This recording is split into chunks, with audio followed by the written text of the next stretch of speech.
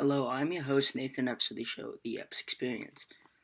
On today's episode, we will be discussing and breaking down the Canada vaccine protest, mainly led by truckers. This protest has been recently named the Freedom Convoy and has been praised by many on the right, which, by the way, is the party I associate with.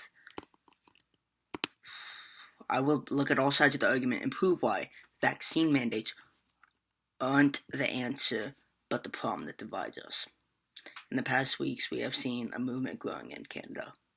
This movement is the anti-vaccine mandates that are implemented by Prime Minister Justin Trudeau.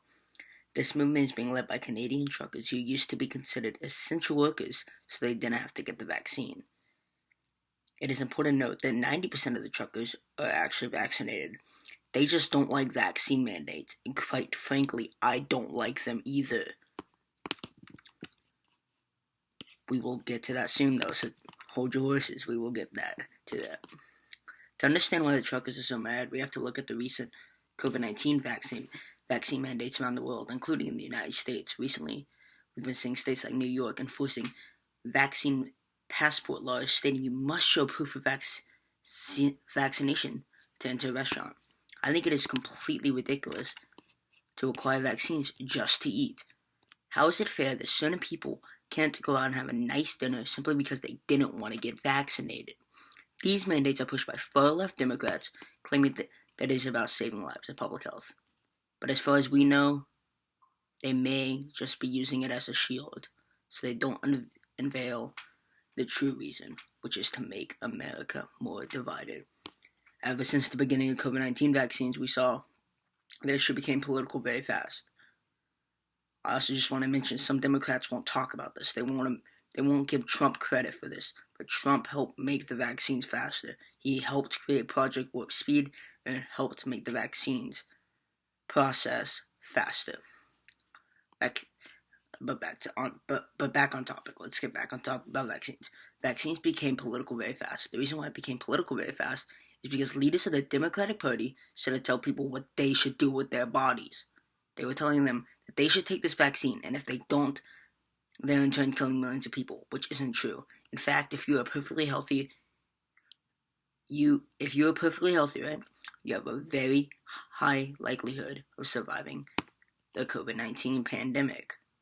Since the vaccines became more political, we have seen more divide in America. According to Forbes, more than 30% of vaccinated Americans have cut ties with friends and family who are unvaccinated. This is completely ridiculous and immature. Here's why. Imagine you're an unvaccinated person, right? You live your life, but you decide not to get vaccinated because you looked at the risk of COVID and you yourself decided, okay, I'm not going to get the vaccine because I feel like I am safe. I don't need to get it, and therefore I'm not going to get it. You live in New York. You try to go out to eat with your wife or a girlfriend or whatever, but boom, you can't because according to the dictatorship of the New York government, you must be vaccinated just to eat. Then all of a sudden people are bullying you and cutting ties with you. You lose your job. This all happened because you simply decided what chemicals go in your body. We need to stop this bullying of the unvaccinated and unite America. If we don't, there's worse to come. Trust me. Now let's get back on topic with the truckers. Recently, the truckers have blocked off one of the key bridges from Canada to Detroit. According to Fox News, Canadian truckers protesting at the Ambassador Bridge in Windsor, Ontario, Canada, have caused a mile-long traffic jam. To put it simply, the truckers are going on strike. They are sick and tired of these tyrannical mandates in their homeland of Canada. They are fighting against a government who doesn't care about liberty, who doesn't care about freedom, but instead cares about control. Their statement is, if you don't want us to work for you because we are not vaccinated, then we won't let your trade go through. The hypocrisy of the left is really showing right now during the Freedom Convoy. There's people on the left saying the truckers shutting down the bridge in the name of liberty is bad and disgrace Canada.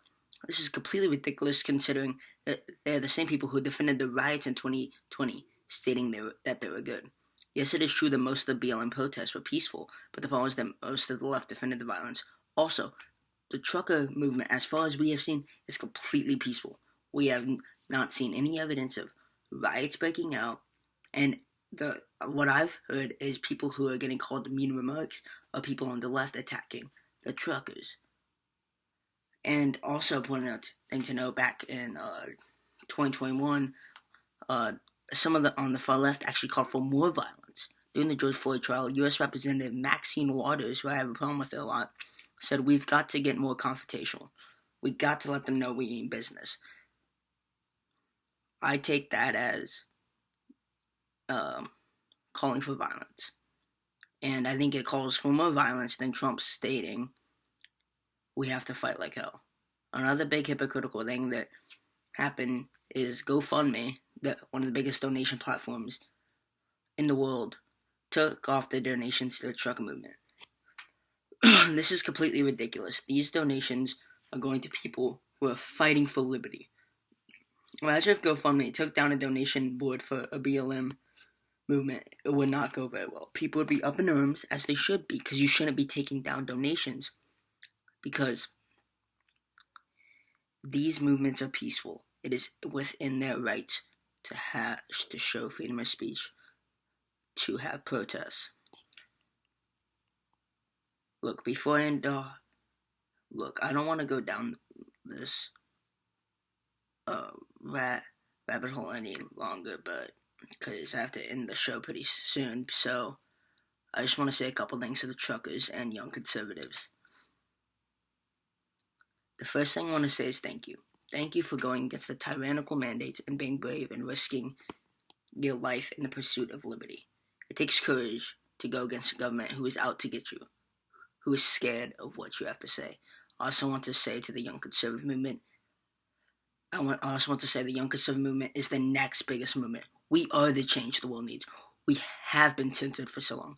As young conservatives, we have to sit and listen to people in our own schools who go after us simply because we want what is best for this country. I'm here to say we are no longer silent. We are the voice of reason. We are the next generation who is helping pave the road this country needs to get back on to become more libertarian. They can go after movements. They can try to block us from social media, but we will prevail. We will keep fighting like hell and put an end to this nonsense. The nonsense that we are seeing in America. We will make America great again. We will make America safe again. And we will damn sure make America free again. I also just want to say that if you're a young Republican, please don't stay silent. Please share your views, because we need more of y'all out here.